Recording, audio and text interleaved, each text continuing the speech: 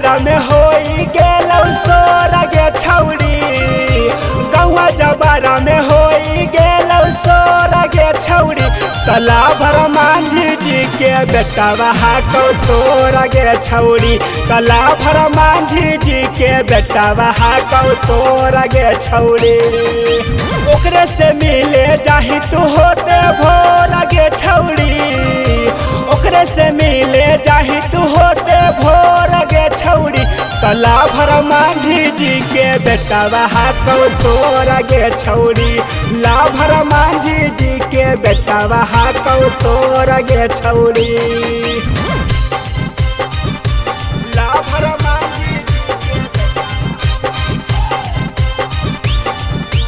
बेटावा हाकौ तोर गे छौड़ी।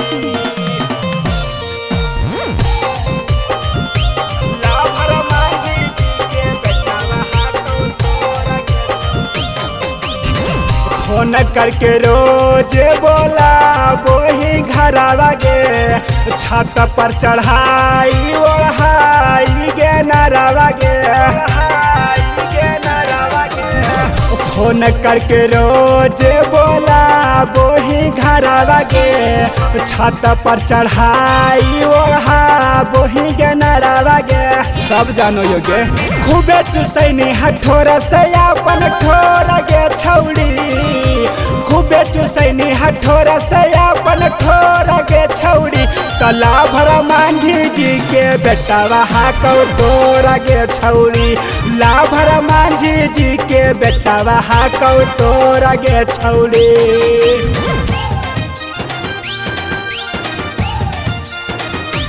ला भर मांझी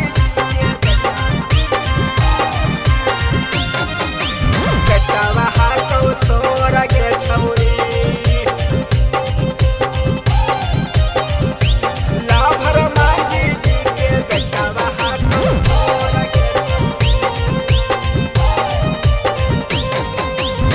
चढ़ल जवानिया लागो होगो हौने सबर गे, साहिल सनहिया साथे लूटो ही लहर गे,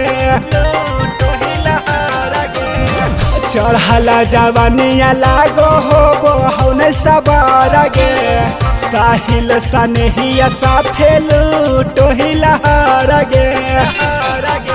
ऐसे में लागो हो जाए मिलार कोर गे छौड़ी, ऐसे में लागो हो जाए मिलार कोर गे छौड़ी। तला भर मांझी जी के बेटावा हाकौ तोर गे छौड़ी, तला भर मांझी जी के बेटावा हाकौ तोर गे छौड़ी। सवेरा फिल्म्स रिकॉर्डिंग स्टूडियो, शाहपुर चौक, देवन बिघा।